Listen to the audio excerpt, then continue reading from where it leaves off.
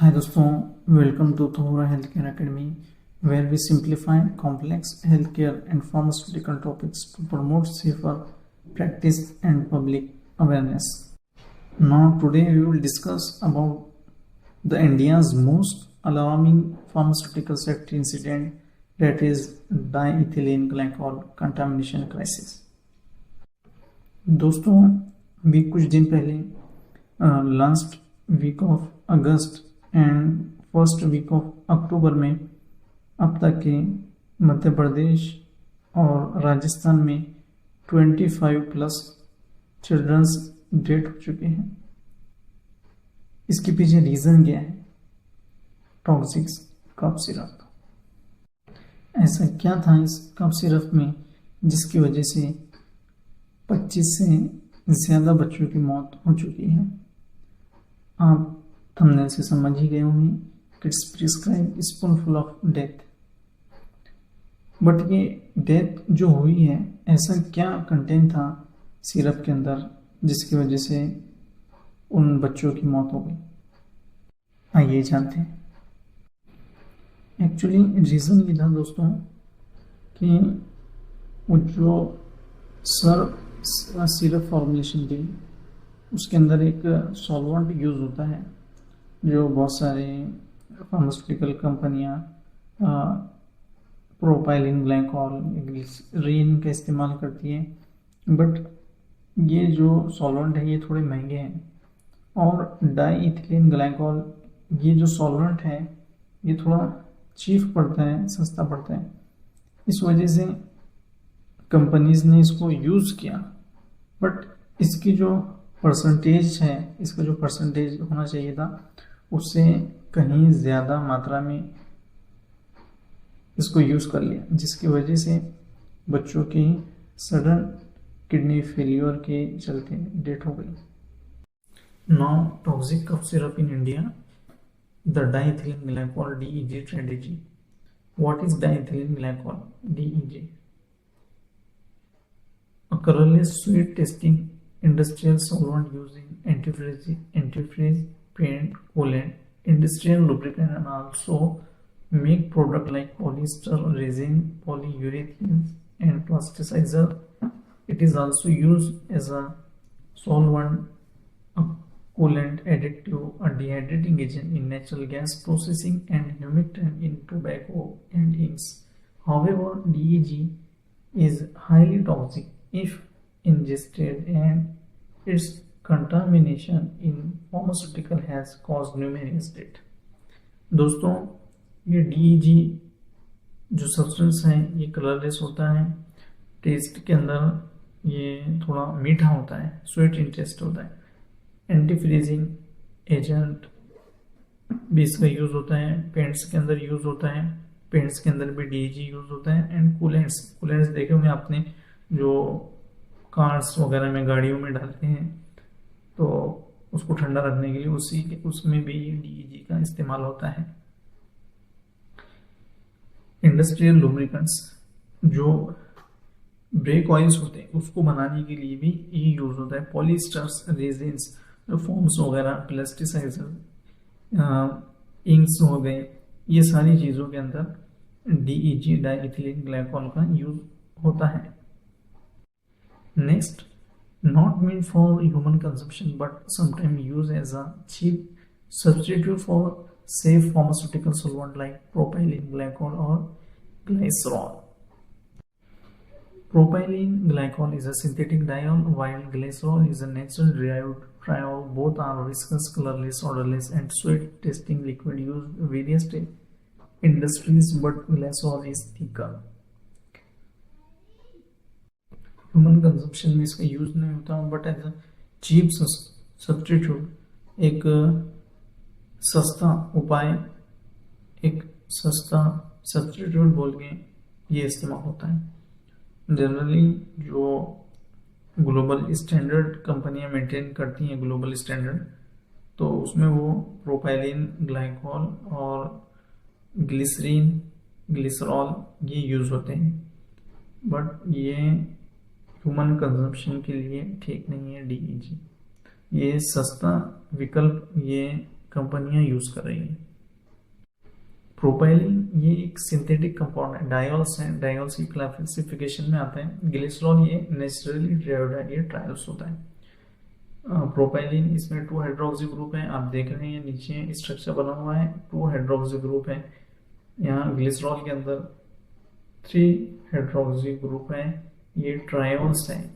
Like glycerine भी ट्रायोल्स है,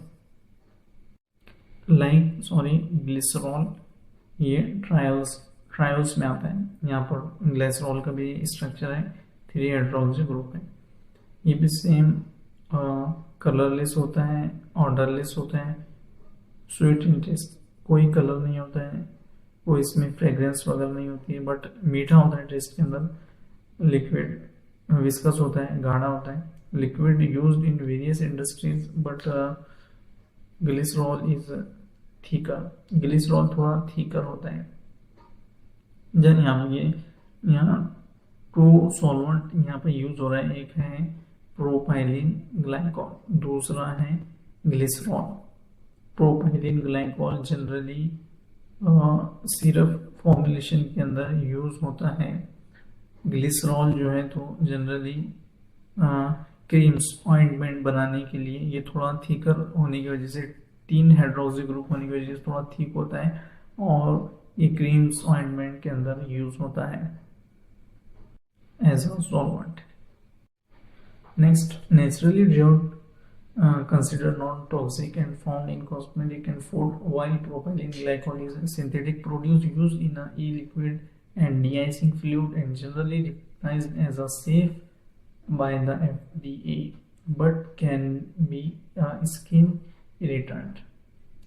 Glycerin is a non-toxic fluid made from plants oil in natural form. It can also be made synthetically through process. Propylene, chemically speaking, the alcoholic compound is made up of 3 hydroxy groups. It is clear, colorless, sweet tasting syrup liquid. Glycerin is commonly used as a humectant, meaning to preserve moisture, solvent, and preservative. Glycerin is also an emollient, which means that it has the quality to soothe and soften the skin, which makes the extremely।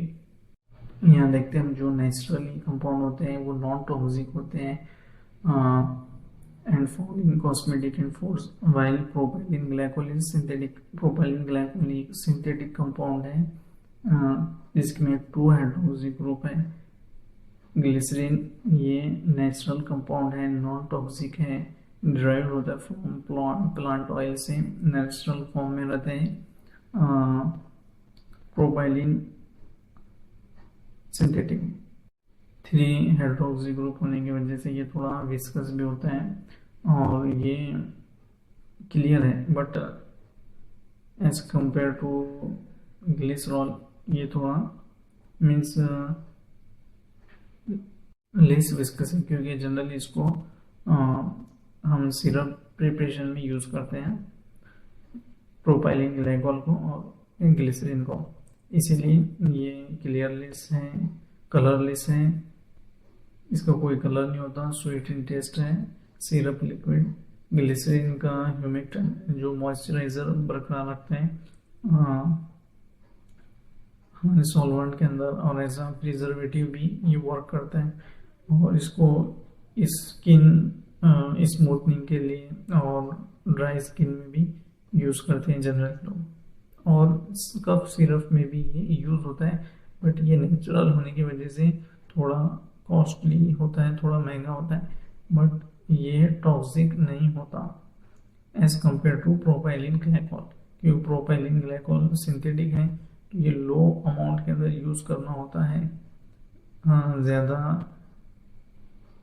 थोड़ा slide amount भी toxicity cause कर सकता है। Next, popular for soap making. Soap making में आपने देखा होगा सीबामेट और जनरली सीटाफिल्स एंड सीबामेट्स के जो सोप होते हैं, मॉइस्चराइजिंग सोप होते हैं, उसमें भी ये यूज होता है। Now next, Glycerin and propylene glycol are used for many of the same type of products. When deciding which product could be best for you, there are few factors to keep in mind. Glycerin is a natural product which cause a price to be a little higher than the synthetic propylene glycol. Propylene glycol and glycerin have different consistencies. Glycerin is much thicker and is typically considered to be more sweet in taste. Glycerin and propylene glycol generally बहुत सारे जो same product है like syrup formulation में use होते हैं. Glycerine भी होता है यूज़, प्रोपाइलिन ग्लाइकॉल भी यूज़ होता है. बट ग्लिसरीन जो है वो नेचुरल प्रोडक्ट है तो थोड़ा महंगा पड़ता है. इस वजह से जो branded world wide standard maintain करती है जो कंपनी है, उसके अंदर एज अ सॉल्वेंट वो ग्लिसरीन यूज़ करती है, जो कि महंगा भी होता है, स्वीट इन टेस्ट होता है और थिकर होता है as compared to propylene glycol. ये 2 हाइड्रोक्सी ग्रुप इसके अंदर होते हैं और ये सिंथेटिकली प्रिपेयर्ड होता है और ये भी FDA के इसको अलाउ करते हैं FDA कि ये सेफ सॉल्वेंट है. एक्चुअली मैं आपको बता दूँ, मैं यहाँ पे सॉल्वेंट यूज़ कर रहा हूँ. ये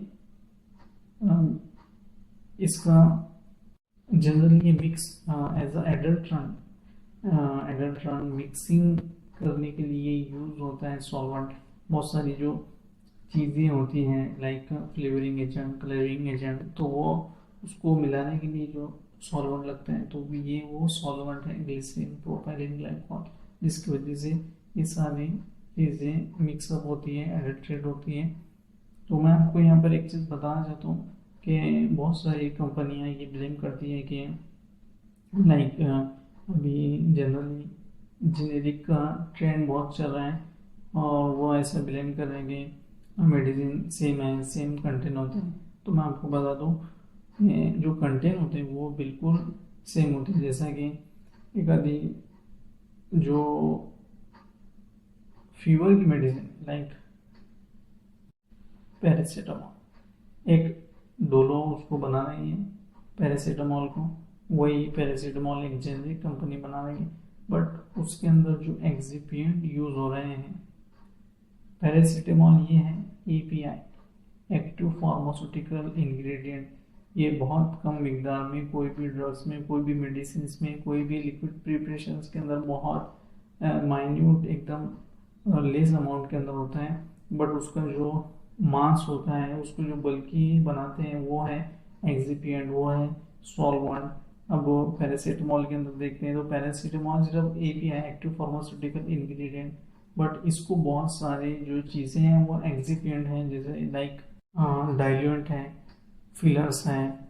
डाइल्यूएंट में देखेंगे हम लैक्टोज है, स्टार्च है, बाइंडर में हाइड्रोक्सी प्रोपाइल मिथिल सेलुलोज है, डिसइंटीग्रेंट है, लुब्रिकेंट है, ग्लिडेंट हैं और उसके बाद में कोटिंग एंड अदर एडिटिव्स हैं. ये सारी चीज़ें और इसी के साथ में लिक्विड प्रिपरेशन में सॉल्वेंट है, कलरिंग एजेंट है, फ्लेवरिंग एजेंट है. ये सारी चीज़ें एक्सिपिएंट यूज़ होती है और उसका जो बल्क बनाती है API बहुत माइन्यूट अमाउंट में होता है.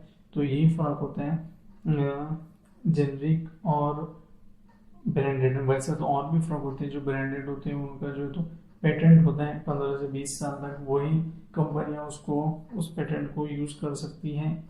उसके अलावा ये जो मैं बात कर रहा हूँ आपसे, जैसे कंपनी की पेटेंट हो गए, उसके ऊपर जो रिसर्च की कंपनी ने उसका पैसा निकालने के लिए 15 से 20 साल तक के कंपनी के पास पेटेंट होता है. वो उसके हिसाब से उसके जो प्राइजेज वगैरह ये सारी चीज़ें मेंटेन करते हैं.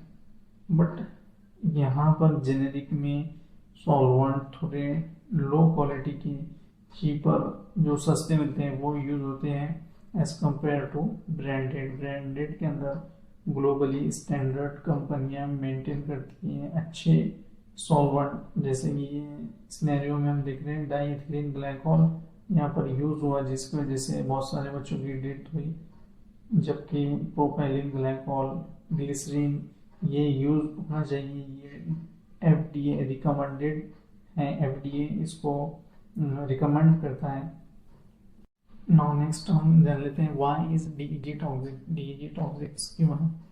DEG itself is the direct killer in the liver. It's metabolized to D-glycolic acid, the real toxins, the real enemy.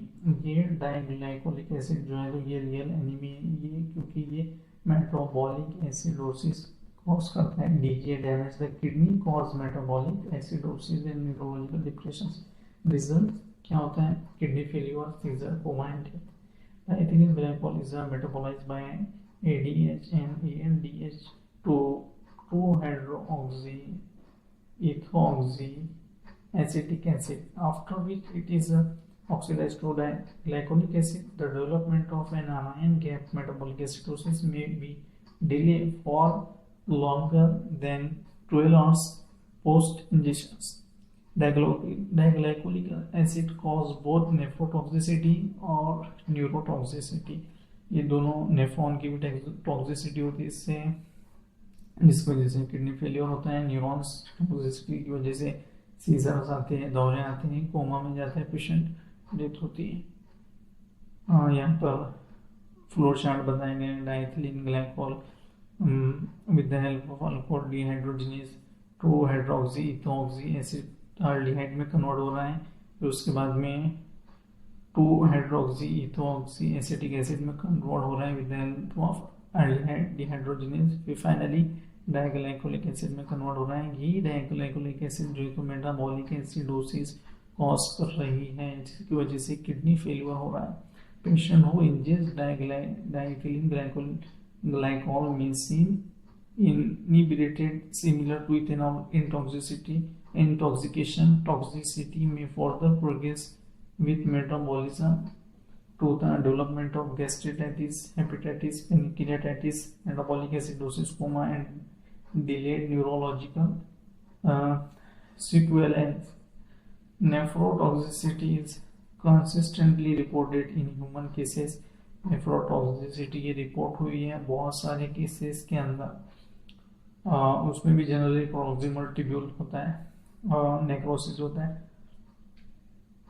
As with ethylene glycol and methanol treatment with fomepizole और ethanol, if fomepizole is not available, prevent the breakdown to more toxic acidic metabolites. ये further reaction नहीं करता है अगर से फेमेपिजोल और ethanol का treatment दिया जाए पेशेंट को। If patient develop significant अनायन gap, metabolic acidosis और रीनल फेलियर, उसको ये अनायन का गैप हो गया, मेटाबॉलिक एसिडोसिस हो गया, तो ओबियसली उसको रीनल फेलियर होगा और हीमोडायलिसिस देना पड़ेगा। Now next is health effect, how it harms the body. How toxicity happens when someone is poisoned by diethylene glycol. It can cause a condition called metabolic acidosis, which makes the body too acidic, which is mainly caused by a substance called 2-HEAA, that is 2-hydroxy ethoxy acetic acid. Another substance, DGA, is responsible for damaging the kidneys, specifically the part called the proximal tubule. DGA, diethylene glycol, disturbs energy production in cell by interfering with important processes in the mitochondria, which are the cell's powerhouse. This disturbance can lead to cell death. Symptoms: people who are poisoned might experience nausea, vomiting, headache, stomach pain, and even fall into a coma. They could have seizures, become very acidic, and suffer from kidney failure. While some kidney problem might get better over time, other issues like inflammation of pancreas or liver and nerve problem cause numbness in the leg can also occur. दोस्तों यहाँ simply कहा गया है कि जो toxicity happen होती है वो डाइथिलीन ग्लाइकॉल के थ्रू होती है। डाइथिलीन ग्लाइकॉल मेटाबॉलिक एसिडोसिस करता है, जिसकी वजह से एसिडोसिस होने की वजह से किडनीज क्या हो जाती है, श्रिंक हो जाती है। प्रॉक्सिमल ट्यूब्यूल्स को जो है तो ये नुकसान पहुंचाती है। और एक चीज़, किडनीज श्रिंक होने के बाद में वो बराबर फिल्ट्रेशन नहीं करती है, जिसकी वजह से डायलिसिस वगैरह की ज़रूरत यहाँ पर पड़ती है। DGA disturb energy production cell in the interfering with important process. और DGA ये जो माइटोकॉन्ड्रिया है, जो power house of the cell है, इसको डिस्टर्ब करता है और फाइनली सेल की डेथ हो जाती है। सिम्टम्स आप देखें तो इसमें नाउजिया है, वोमिटिंग है, हेडेक होगा और स्टमक पेन होगा, पेट दर्द, उल्टी आना, मसलाहट होना, सिर दर्द होना और पेशेंट कोमा में भी जा सकता है। दौरे पड़ना, seizure, become very acidic and suffer from kidney failure. जैसे ही ये एसिडिक लेवल बढ़ता है तो मेटाबॉलिक एसिडोसिस होता है, उसके बाद में किडनीज फेल हो जाती है। और कुछ कुछ जो प्रॉब्लम्स हैं वो कम हो सकती है, जैसे कि पेनक्रियाटाइटिस है, जो पेनक्रियास की सूजन है, लीवर है, नर्व प्रॉब्लम की वजह से कभी कभी पैरों के अंदर नमनेस भी हो सकती है। दोस्तों, मैं यहाँ पर आपको एक बात बता दूं कि जो DEG कंटामिनेशन केसेस हैं ये आज पहली बार नहीं है। हिस्ट्री के अंदर हमको lesson from history of Zambia, US and Kazakhstan लेना चाहिए और फाइनली हमने वो रिफॉर्मेशन कर ही लिया है। इससे पहले भी देखिए US के अंदर जब हुआ था 1937 में एलेक्सा सल्फोनिलामाइड करके प्रिपरेशंस बनाई गई थी, उसमें 100+ चिल्ड्रंस की डेथ हो गई थी किडनी फेलियर की चलते। उसके बाद में वहाँ US drug and cosmetic act जो है, US का food and drug cosmetic act, वहाँ पर 1938 के अंदर वो जो डाइथिलीन ग्लाइकॉल है उसको बैन कर दिया गया। इससे पहले भी हमारी जो सिरप्स हैं ज़ाम्बिया ने 2025 में इंपोर्ट किया था, वहाँ भी DEG कंटामिनेशन पाया गया। 2023 में कजाकिस्तान ने इंडिया से made in India formulation import किया था, वहाँ पर भी।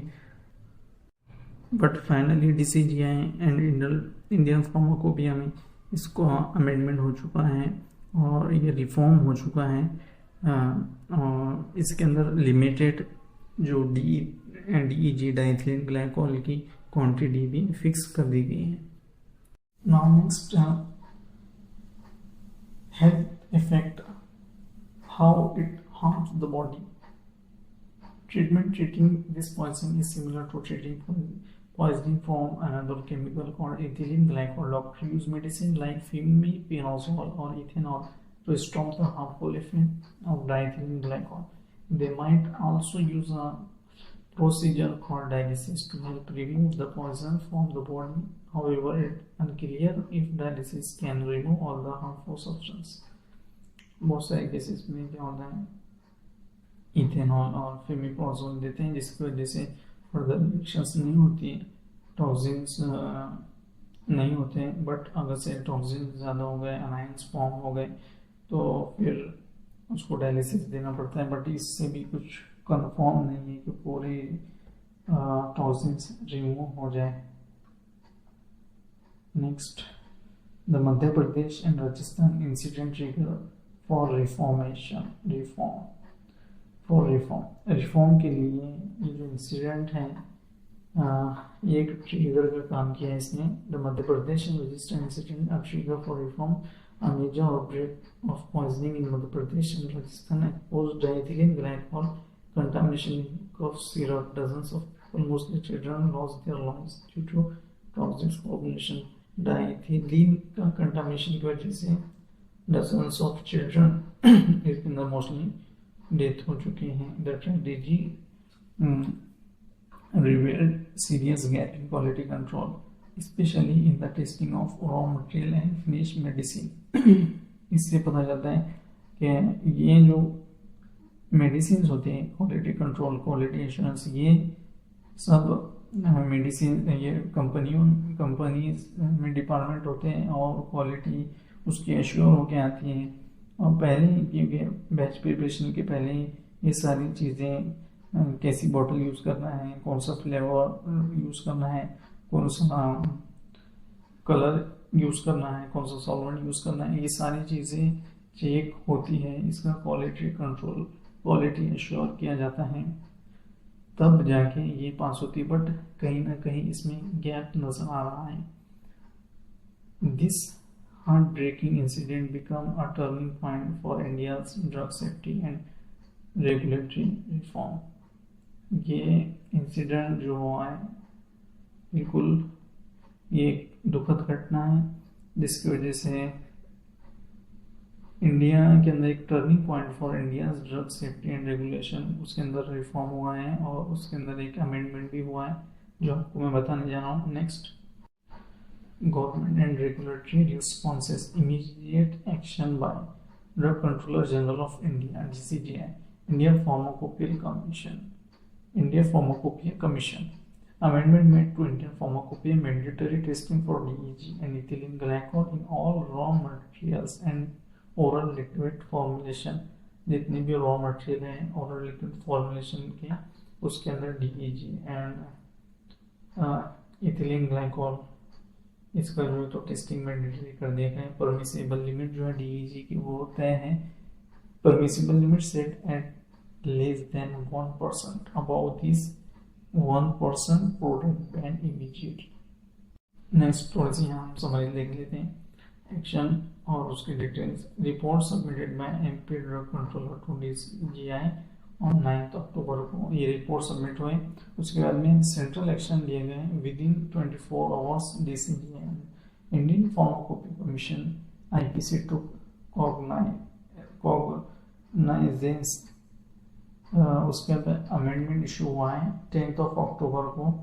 Amendment to 9th edition of Indian pharmacopoeia है 2022 के अंदर। जो हमारा फार्माकोपिया है वो 9th एडिशन का है, उसके अंदर ये अमेंडमेंट हो चुका है 10 अक्टूबर को। न्यू रूल है testing of DEG and ethylene glycol now mandatory for all oral liquid preparation both raw material and finish product. इसमें मैंडेटरी कर दिया गया है। लिमिट है इसकी 1%, less than 1%. Any simple exceed this declared not of standard quality। इससे ज़्यादा होता है तो वो स्टैंडर्ड क्वालिटी में नहीं आएगा वो drug. Circular sent to all state drug controller, drug labs, pharma association and manufacturers. तो ये था आज का वीडियो। तो आपको वीडियो कैसा लगा आप ज़रूर कमेंट में बताइए। Thanks for watching. Please like, share and subscribe. Thank you very much.